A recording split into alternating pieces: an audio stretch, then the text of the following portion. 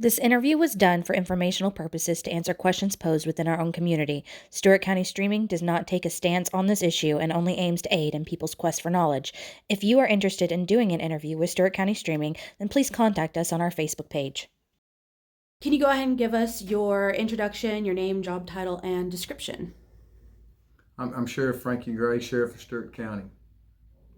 All right. And can you go ahead and tell us a little bit about the situation that everybody's been hearing on the news and social media about, and just kind of run us down on that and give us your perspective on what's been going on? Well, there has been a lot of news about the shortage of employees and pay here at the Sheriff's Department in Stewart County, and we are facing. I'm dealing with a shortage on deputies and keeping deputies and correctional officer also. And in fact, over the last year, I lost 21 correctional officers. Only have 30, so that can tell you the turnover that I've got.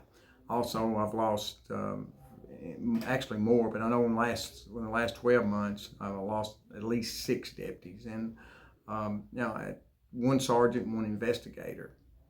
But they have went on to higher paying positions and everything. But the bottom line is I'm still losing deputies, and the reason I'm losing deputies is because of the pay. Surrounding counties, surrounding agencies are paying more. We start our deputies out at $15.46 an hour, and other counties, there's not a county surrounding us or a city that's close. Even the 2 cities within this county pay upwards of $20 or more an hour for deputies. And deputies that have left here have told me they love working here, they love working in the county, but they can't afford to take care of their family on what they're making, and they need more money. And I understand that. Pretty much the same thing with correctional officers. They start out at $11.90 an hour. We interview people that want to get into criminal justice work, law enforcement, but most of them, when they find out what we make, and we offer them a job, and tell them what we make, they're not interested in that position. Or they take that position and we get them trained, and then they move on to some other place because they know they can make more money. All right. And you mentioned that nowhere around here even pays close. So the nearest place that really gets brought up is Houston County, because it's the most comparable. So what does Houston County pay their sheriff's deputies? They pay them $20 an hour at least. I talked to the sheriff, in fact, yesterday, and $20 an hour, and he told me he was going to do his best to get it moved up several dollars in the next few months to year. And there's also been said, which is not true, that Houston County, well, you can't compare them to Houston County because they don't have benefits. That's not true. I got off the sheriff yesterday with a phone and called him to make sure that I was not misinformed with what I put out. And they do get benefits. They get TCRS and they get insurance. So is that everything that our deputies here get? Yes, and they also get vacation pay after a year. So they get pretty much. I don't know their whole benefit package, but to say they don't get benefits, it's not true, because they get TCRS for retirement and insurance. All right. And with your budget, because I believe in the standard it was talking about something having to do with how much we give the sheriff's department per capita versus the pay that we're getting. And so what I'm wondering is, have you looked into your budget to see exactly what cuts can be made to help aid in the the transition of that money from line item to the payroll line item? Well, there's not a lot of things we can cut, and I try to cut them every year, but we have costs that go up, and when you got costs. I mean, is there things I could cut? Well, there's probably some things that I probably could cut, but when I start making cuts, it's still going to hurt their services. If I cut overtime, well, then I'm running into problems because I can't pay officers to work overtime. So I'm running into those problems. Can I cut vehicles? I probably can, but then I'll get in a situation that then later on I'm going to be instead of needing 3 vehicles this year, if I don't get them, then next year after, I'm going to need 6 vehicles. I don't order them just to keep new vehicles. I order them as we wear out, because you have to remember, these deputies run from one end of the county 24/7, 365 days a year, and they're all over the county, and they put a lot of miles on these vehicles. And when you start maintaining these vehicles, especially when they get 150,000 miles or more, it gets really, really expensive because we have a lot of breakdowns. But could I cut some vehicles? We try to cut them. But for example, our correction side, when I got here, let me back up. When I got here as sheriff, we did not have one spare vehicle. We didn't have a spare vehicle. So if a vehicle went down, then a deputy had to ride. We had to put deputies in one car. How many spare vehicles do you have now?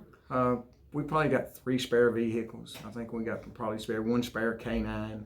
And then I say spare, these are vehicles that have a lot of mileage on it, but we can use them if an emergency situation or if a car goes down. And we have that sometimes, we have situations and we have accidents and we have officers that hits deer and we have accidents not our fault and the vehicles are out of commission for a while, sometimes for weeks. So we do have a couple spare vehicles. Are you planning on asking the commission for any money for vehicles this year? I think we're asking for 3 vehicles. I'm not mistaken. I'm pretty sure that's right in our budget. 3. Okay, so now we got to remember last year I think last year's budget we got vehicles, but they were paid with the ARPA money.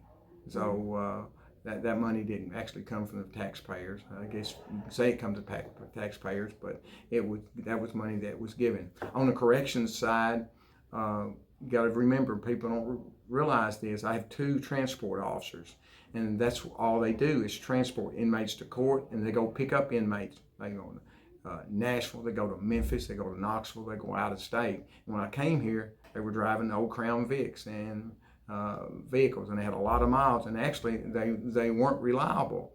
So this past year, I went and I did find some used vehicles. Missouri State Police, we can get used vehicles for them. After 50,000 miles, they turn their vehicles in and they actually resell them. So I was able to buy a couple vehicles from them for the corrections side. And also one was bought, in fact, the vehicle I'm driving right now, which is 2018, it's not a new one. It's got 95,000 miles on it right now, and it had about 60 or 70,000 on it when I got it. But those vehicles were bought with money from the drug fund. It didn't cost the taxpayers anything, but that was money that come out of a drug fund. And I had people say, well, y'all make a lot of drug arrests. You can hire 10 deputies. Well, that's not true. First of all, we don't make that much in drug money and drug funds. But how much would you say you make every year in drug funds? Well, it's hard to say how much a year, but let me tell you this. When I started here, our drug fund was about $6,000, which was a balance. Right now, we're looking at a rough estimate on, and it's hard for me to give you exact numbers because fines, so much from the fines from drug convictions go into the drug fund. We get so many dollars out of that goes into the drug fund. Right. But we're talking about seizure of property as far as vehicles and seizure of money when we get someone dealing drugs and the possession of drugs. But we're probably looking at around $100,000 right now in it. And that's after, like I said, I bought 2 vehicles last year, actually 3, including mine. I bought the 2 for the correction side. And also I bought the ATV vehicle that we've been needing for so long. So every bit of that was bought out of drug money. But I can't use drug money to pay salaries. It's real restricted what you can use drug money for. You can use it for equipment and some training and a few other things, but you cannot use it for salaries. You can't not use it for reoccurring expenses. Okay, and when you say you're going to be requesting 3 vehicles from the commission this year, and then you also said that you have 3 extra, do you feel like that's excessive, or can you break down why you need those, or? Well, I'd say those are spare vehicles that's got a lot of miles on them, and when I say we get spare vehicles, and there may be 2. I can give you an example. I've got an SRO that's driving an SUV right now that the transmission's fixing to go out in it. So we're going to give him one of these other spare vehicles to drive, and it's not worth the money to put a new transmission in that vehicle. It's just not going to be worth it. So I say 3, so that's probably going to put us down to 2 right now. So, but I got to have some spare vehicles. Okay. What are you wanting to get out of the raise? Like, can you go ahead and tell me exactly what you're requesting? Well, what I'm asking for, and I give the commission heads up last October. I said, and just kind of be prepared and get you thinking, maybe planning, because here's what I'm going to be asking for. I'm asking for my correction officers to go up to like $14.50 an hour, and after they get certified, they go to $15 an hour. My patrol deputies who are being paid who come in for 15.46. Now you got to look. Now some of them make more than that because they've got step raises as they go along. But if I bring a new deputy in, that's what they start out at, 15.46. Most all the other counties around here in cities are paying more, $20 or more. I'm asking for $20 an hour for those guys to be brought up to $20 an hour. And also with the scale, if you've been here so long and after so many years, you get compensated for that. But that's basically what I'm asking for is $20 per hour, and I don't think that's excessive. The city makes more than that. I just had an officer leave and go to Cumberland City Police Department. Cumberland City pays more than we do. I know they've got 2 officers. I know the city's got 6 officers, but Clarksville Police Department's got 300. I used to work at 300 something officers. I mean, you can't. You say you can't compare counties, and you can't compare us with Montgomery County. Well, I know, but I can't compare you to Houston County or, I can't compare you to Cumberland City. I got to compare them to somebody. I'm just saying that's a going rate for law enforcement. And not only that, a lot of law enforcement agencies. In fact, I just got flyers last week, and I showed them some of the commissioners. There's some counties out there that are giving a $3,000 sign-on bonus for officers that's willing to sign on and come to them, and they're paying between $20 and $24 an hour. The Coopertown Police Department, $3,500 sign-on bonus, paying between $20 and $25 an hour for certified. If you're certified, it goes up. Bare minimum is $20 an hour. Now, the paper had said something about Crockett County being very comparable to us in numbers. Do you intend on looking up a lot of the numbers from Crockett County? Yes, that was presented to me, and I'll be honest with you, I'm going to do my research on it and see. I have no idea what their crime rate is. I have no idea how many their SROs, and I don't know how many deputies they have. So you're asking me things that, I can't. I'll be glad to look at it. I mean, I saw that was in the paper, and it kind of threw me off because I wasn't asked that, when they were asking me. But I'll sure be willing to address it, and I'll try to address it when I present my budget. But I'm telling you, it's like this. You got to look at crime rates. You got to look at solvability rates. You got to look at what the service you're getting for the money you're spending. And I think the people of this county so far, since I've been sheriff, are happy with the quality of service they're getting. I mean, we have, since I came in, we've lowered the property crime rate. We've raised the solvability of crimes quite a bit. We've increased our drug arrest almost 400%, and we've increased that. And I know people say there's other problems besides drugs in this county. There is. But you tell me a bigger problem we got in law enforcement in this county besides drugs. I don't think. And most people understand, but I have people that's kind of attack my canine program, or they got problems with the canine program. Well, when I came in as sheriff, and I talked to all the officers when I got elected, and people too, and one of the main things that everybody told me, the public and officers, was a drug problem that we had. And I've even had the judges ask me, so do we have drug problems when I came here?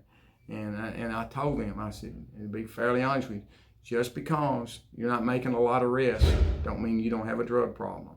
And as bad as I thought the drug problem was when I came in, it's probably 3 times worse than I thought it was when I got here. And I knew it was bad, but it wasn't that bad. But one of the issues was, we know these people's got drugs.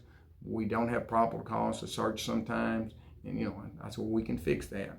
And I started the canines. We got a canine, and it worked out real well. The first canine we bought, we got about $15,000 for it. The city paid $5,000 of that because they wanted us to respond. We would have done it anyway, but they asked if they ever needed a dog, would it be available for them, and it was. And it's a patrol dog. I mean, it's actually a dual purpose. It's a track, bite, apprehension, and it's a drug dog. Well, I had another chance to get another dog, about $4,000, and I did, and I bought it out of the drug fund.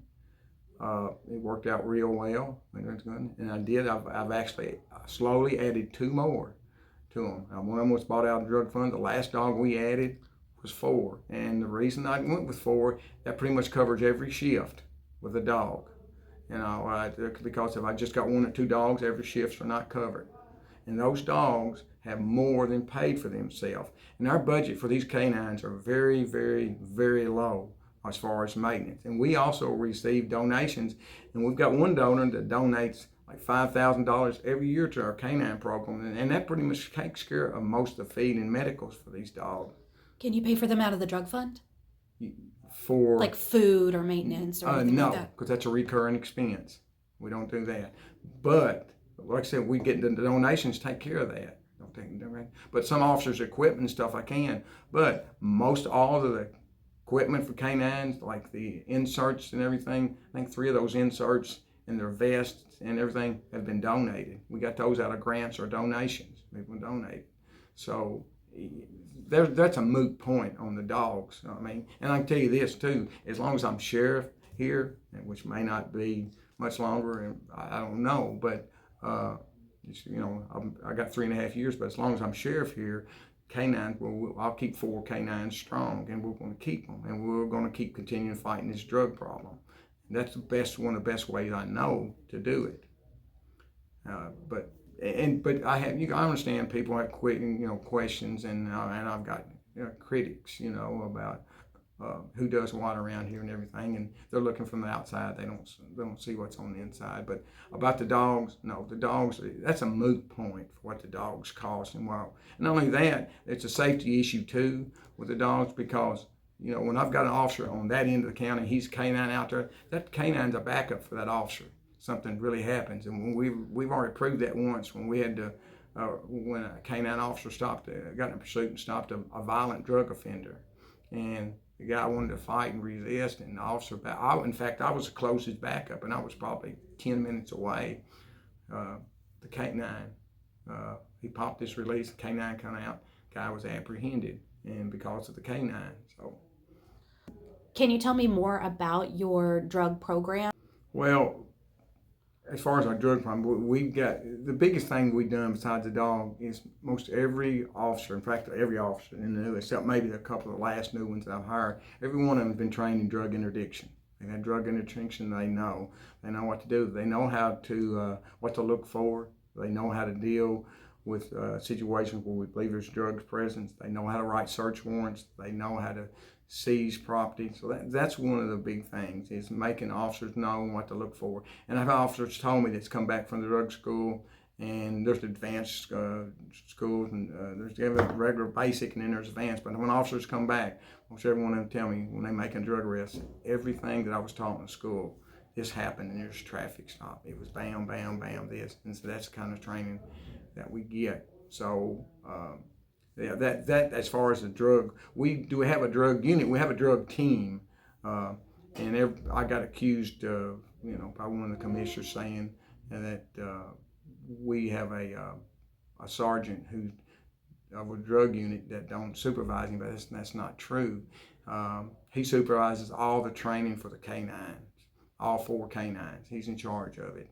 He supervises the day shift, until the evening shift supervisor comes on. He runs our SRT team. He does all the training. He's responsible for firearms and ungodly lists of stuff. So for somebody to say that I got a supervisor over there that's only supervising one person, it's totally inaccurate. Totally inaccurate.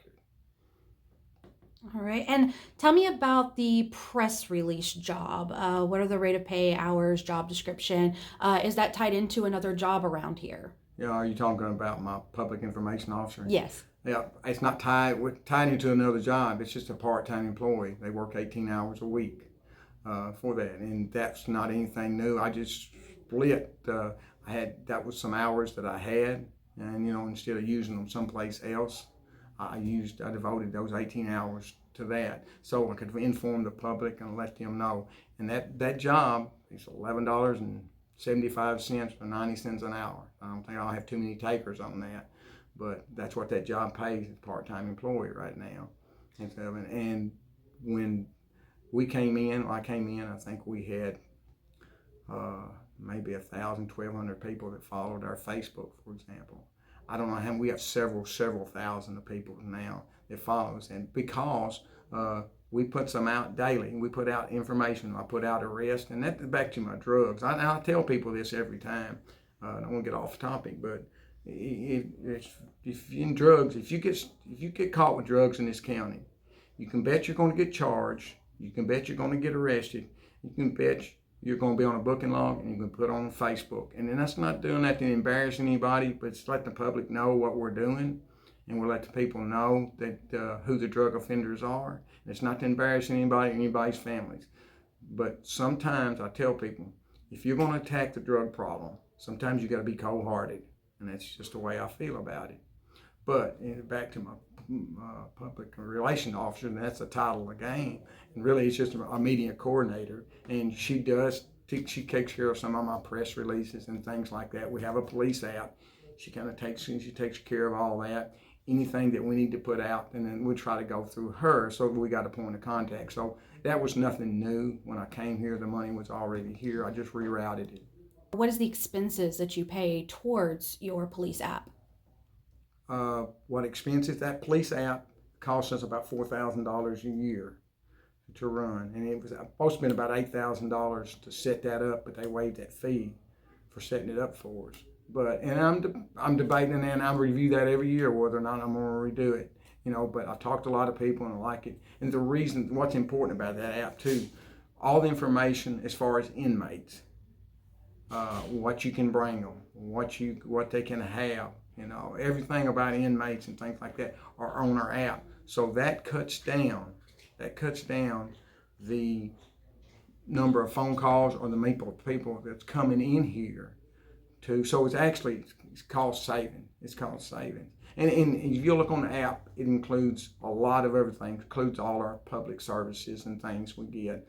And that's something else when I talk about, we may be paying a little bit more per capita some people, but you got to look at some of the programs that we got and some of the things that we do. We offer, and I don't have the list of them here, but since I've came in, but we offer some, medicine pickup for elderly. Especially in inclement weather things. But if there's an elderly person out there who cannot make it, to get their medicine, we will go pick that up. If they call us and tell us, we will go pick that up. And believe it or not, it's the same thing with groceries. If they've got something, we got an elderly person who can't get groceries for some reason, if they call us, if they got it, we'll call and get it ready to store, we'll go pick that up. We do that. We deliver food boxes up here for senior citizens. We will deliver that to people that need those. And those are just some of the services that we do. We respond to every call that we get pretty much. We get door lockouts. Most agencies won't go do a lockout. We'll go do lockout vehicles. If you lock your car running while you're getting warmed up for work, we'll go unlock it. A lot of places don't do that. And that's not to mention all these other programs that we've instituted with the jail. And there's a list of them, rehabilitative type programs. We got the life skill classes that we do. We got the prisoners and pets program. We got the GED program. We got some work release program. We get the litter pickup that we do. So yes, we may be paying a little bit more. They may too, but if people don't want those services, we can cut those out. But I don't think people want those services cut out. All right, and you already touched on this a little bit earlier. In the press release on social media, you mentioned losing 6 deputies, but on WKRN, they reported that you had lost 20 of your law enforcement. Can you break down what happened there on the numbers? Well, anytime you talk to the news, sometimes they don't get the accurate statement, so they take it out of context, or they don't get the right information. But actually, I've lost 7, but I was referring to actually 6 on the deputy side that I've lost within the past year. I know 6 of them because those all 6 have left for more money. I'm not sure why the 7th one left. I don't know that. On the correction side, I've got 30 correction officers. I've lost 21 this year. So that you can see that's way over 50%. And the thing about losing correctional officers, it's just like a deputy. I can't go pick somebody up off the street and put them in corrections the next day. It don't work that way. They have to be trained. They have to be certified. And it cost me between $3,500 and $4,000 just to get someone trained up to be a correction officer. And that's just basic. That's basic before we can actually leave them alone. So we have to, so I've lost, you lose 20 or 21, do the math. That's $70,000 to $80,000 that we've lost. And we do that. So I've lost those, and I've lost the road deputies. Same thing with the road deputies. If I can hire a certified deputy, it saves us a lot of money. But if I can't, it's probably about $18,000 is what it's going to cost me by the time I get a new hire ready. And if I hire somebody new right now, this is March the 23rd, 22nd, hire somebody right now, the earliest I could get them in the academy would be July. And then you're talking 10 weeks plus our FTO. So you're looking at probably 24 weeks. So when they get out in October, it's probably going to be December before they're any good to me. So, and that's a point I was trying to make. I had one of the TV stations reported, I said, we'd be losing 2 SRO officers. I never said that. What I'm saying is my trend continues. There could be a possibility there might not be an SRO in every school next year. And I don't want that. I'll fight tooth and nail, and I do whatever to try to avoid that. But I'm saying those are possibilities that are out there, because we are lucky. We've got an SRO in every school, and we've got 2 at the high school. You talk about spending money in law enforcement, and I doubt the counties they're comparing to have. I don't know if they've got an SRO in every school, and I don't know if they've got 2 in their high school, but we do. And that's money that's we paid. But right now, I had to pull one, and every SRO still every school still has an SRO, but I had to pull one till I get the person I hired right now through as field training officer, because I'm short a shift. If we're down 3 officers, that's a shift for this sheriff's office, and I can't afford to run one shift short. But I pulled an SRO, and luckily between spring break and changing his schedule and training schedule and stuff around, this SRO is only going to miss 10 days, so in 10 working days. So hopefully in a couple weeks, while they come back after spring break, SROs and everything will still have 2 at the high school and 1 in every school. Can you tell me about how that SRO program works? Because we've had a lot of questions on that. Well, the SROs are assigned to the schools, and I think the school system pays for 2 of those, and we pay for 3 of them. That all comes out of our budget. And people complain about my budget going up. Well, we've added an SRO since I've been here, over the last 4 years, with benefits and everything. That's included in my budget. That's one reason why my budget has went up. That's one reason it makes it increase. There's a lot of other reasons, They have given me a couple deputies in the last 4 or 5 years. That increased my budget. They started the courthouse security over there. That wasn't me. That wasn't my idea, but it falls under the sheriff's department. So that increased my budget. And we've got someone at the courthouse every minute they're open. We've got an officer there, but that increased my budget over there. So I didn't ask for that, but that was something created, and it was put under the sheriff's budget. So yeah, my budget goes up. And what people don't understand, for example, you go back to the drug fund. If I figured, I estimated this last year, I would spend $60,000 out of my drug fund. So I had to take $60,000 out of my drug fund and put it into my budget. Well, that makes my budget go up $60,000, even though that's drug money and it's not costing the taxpayers anything. I have to put it in my budget, so it looks, and my budget goes up $60,000. So that's the reason. It's not that it's costing anything. But back to the SRO program, I'm sorry, is yes, we've got 1 in every school, and we got a sergeant over SROs who takes care of all the SROs and all their paperwork and everything. They go to the school, they work school the whole school year. And what does their training look like? They go to training every year. They go every year about June. I think it's at Knox Pigeon Forge. I think that's where they have their training. They have to go through SR training with the first year that they're made an SRO. They have to be a certified officer. And I'll be honest with you, I really like the idea of them having college degrees, but when I came here, all of them didn't have college degrees, and it's hard to get everybody now with college degrees that wants to be an SRO. But uh, they're trained. They don't answer any other calls outside of that. You know, they stay at the schools. They don't leave the schools for any sheriff's office business unless I need them to come down. Good thing about having a sergeant there, because if an SRO is sick, he's out on a family emergency, some reason, then the SRO sergeant, he fills in that spot. So if I have somebody that have to leave the middle school because of a family issue or because of illness, then he's there. Or St. Louis North Stewart or whatever. But that way we got them covered. And I don't take away from that. And that's what I told people. But I'm saying there's possibility. You know, if I lose so many deputies, I've still got a responsibility to answer calls into the schools. And the ultimate responsibility of the county rests on the sheriff's department, not anybody else. We're the only agency around here that works 24/7, 365 days a week. Do most schools pay for their SROs? Now that I do not know. I do not know. I know that it's coming that every year under one of here at the Sheriff's Association, one of the meeting, it's fixing to be mandatory that there's an SRO in every school. Mm-hmm. And I don't know who's going to pay that. I think that's something that the school system worked out really with the Sheriff's Department before I got here. But I know we've hired one since I've been here, but I think that person is paid through the school system. But there again, it's still in my budget. So if I hire 10 SROs, whatever the schools pay for it still shows it in my budget.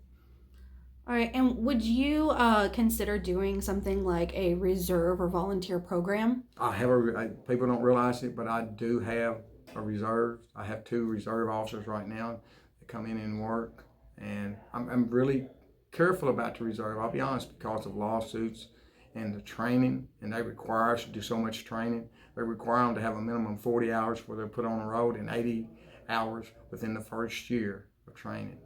So, but I have talked some idea about some other reserve officers type situations that might benefit the school. I've got that kind of in the works, and I'm working on that, but I probably won't do that till the start of the next school year, and that's kind of under wraps right now, but I am working on something with that. But we do have an SRO, but then you add SRO program, then I have to have them, same thing, the cost goes up, because I have to outfit them with all the equipment that I've outfit a regular officer, and they got to have psychologicals and everything. So the more reserves I add, I have to budget for that.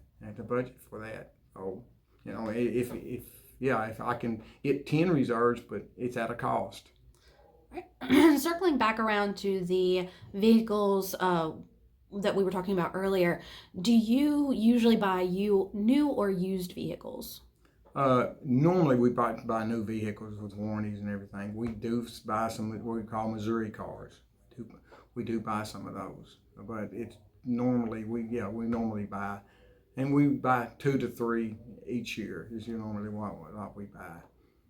Do you feel like it's more financially responsible by the new, or would you feel like it's more financially responsible by the used? It depends on what you can get those vehicles for. It used to be maybe cost effective to get maybe a used vehicle. Now you can't find them for where we get them from. They just don't have them readily. Before COVID and everything, they had lots full of them, but now they don't. Just like I mentioned, I bought the Ford Tauruses for our transport cars, and I got them at a great price. And then if I'd known what I know now, I would have tried to buy maybe 2 more, maybe that have them. But you can't find them. If you can find them, but you still got to equip them. When we get them, they're just like a regular, they're not a new car, but they're like a new car, but there's nothing in them. We still have to equip them.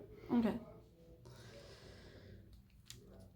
And say this, neither one of my chief deputy or myself, I don't order them for me or my chief deputy or anything, and we don't have, have the thing about unmarked drug cars, and we don't need to buy as many unmarked drug. I don't buy unmarked drug cars. Well, they're unmarked. My car's unmarked and my chief deputy's unmarked, but we have lights and sirens, and my investigator's cars are unmarked.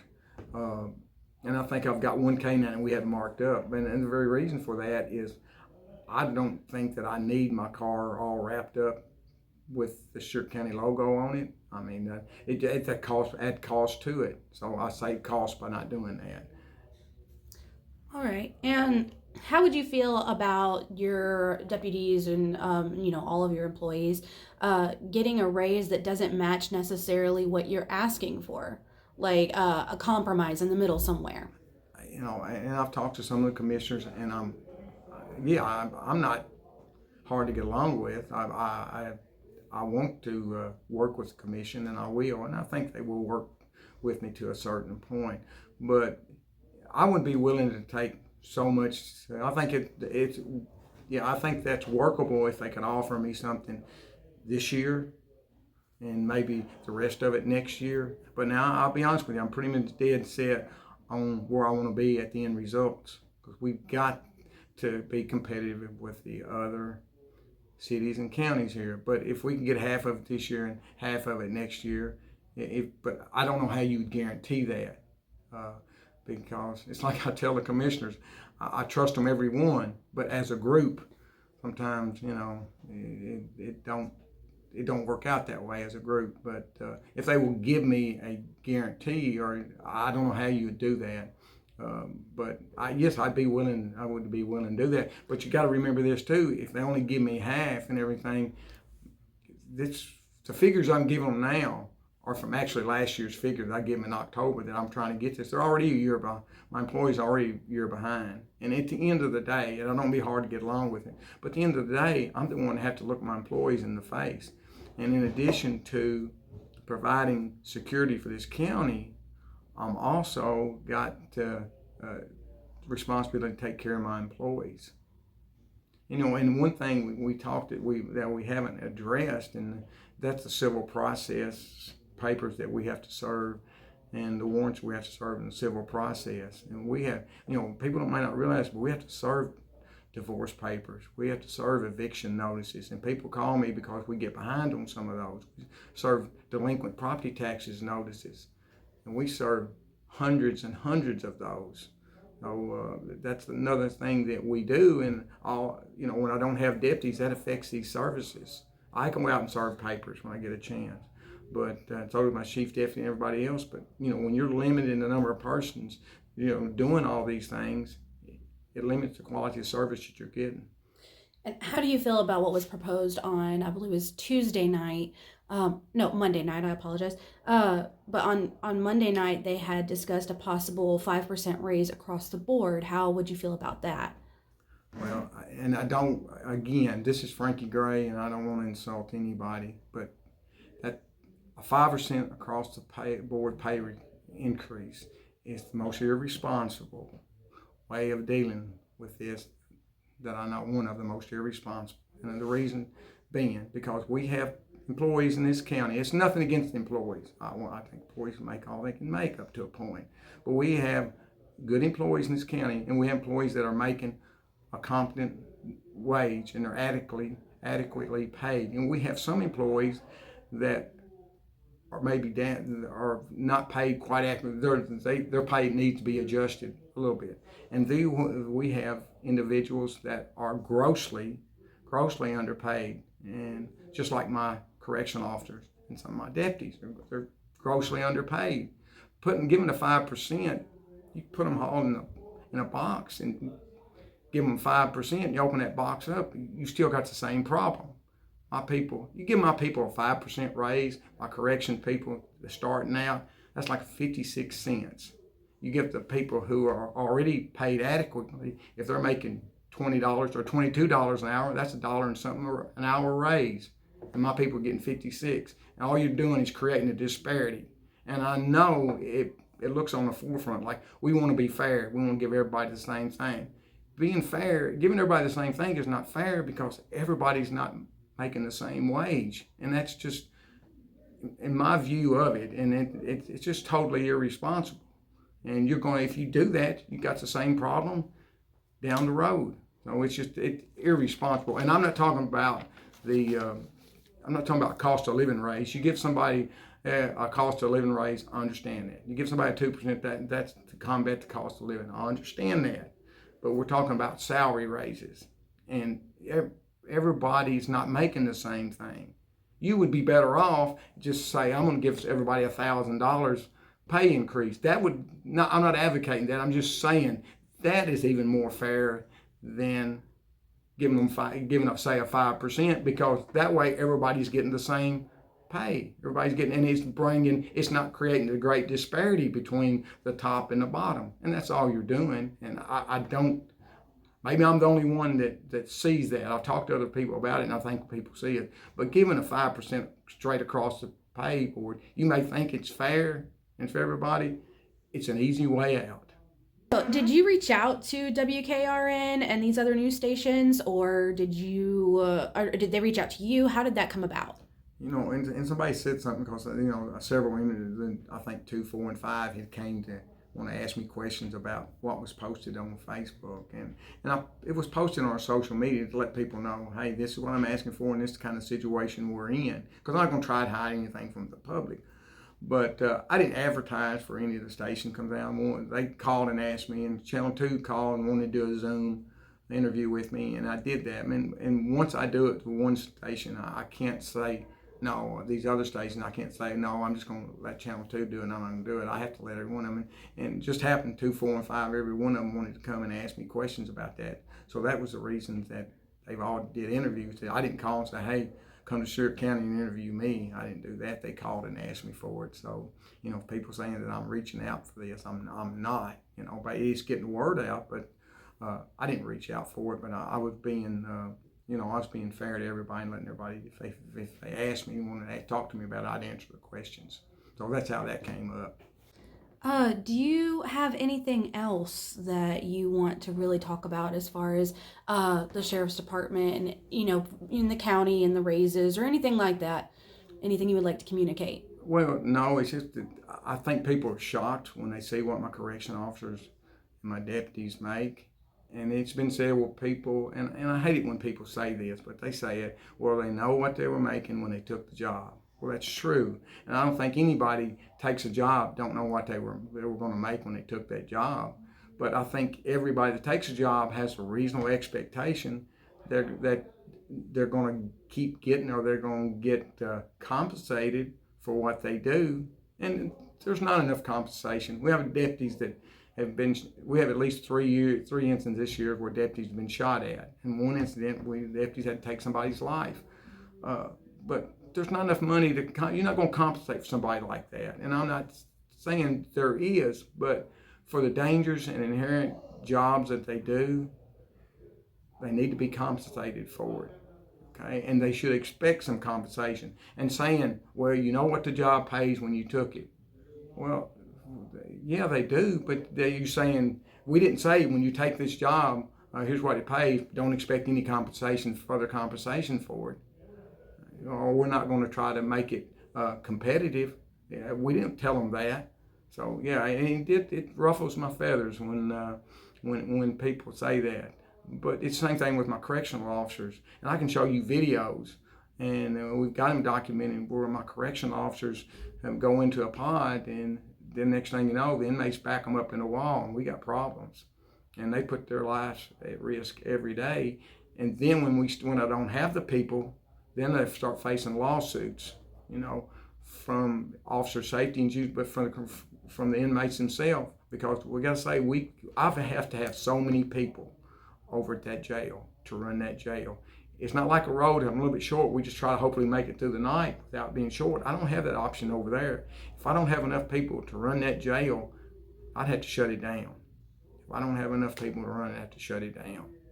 And I don't want that. And I don't want that. And I don't want to have to move SROs. I don't want to lose deputies, and I don't want to lose correction officers. But it's happening. Do you have any pending lawsuits that will affect the county in the future?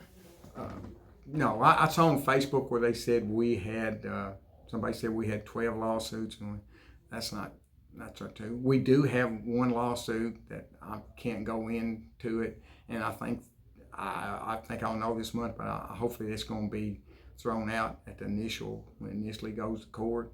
I think it probably will. But on the correction side, and I don't know where people get this, all these lawsuits, but since I've been sheriff, on the correction side, we have not received one lawsuit since I've been sheriff over there. And I think that sells a lot for our staff. And that's what you pay for what you're getting over there. We got some good people. We've lost a lot now. and we're getting some different people, and it's hard to keep people. But they've done a good job so far, because we've not had one lawsuit, and we've had one lawsuit filed on our side in the last 4.5 years since I've been here, and I don't think that's going to go anywhere.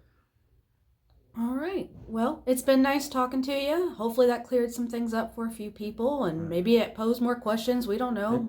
They will make they'll either understand or dislike me more, and I'm sure they're not going to like what I said about the 5%. Yeah. And are you going to be presenting at tonight's commissioner meeting? The 30th is when I do mine. Okay.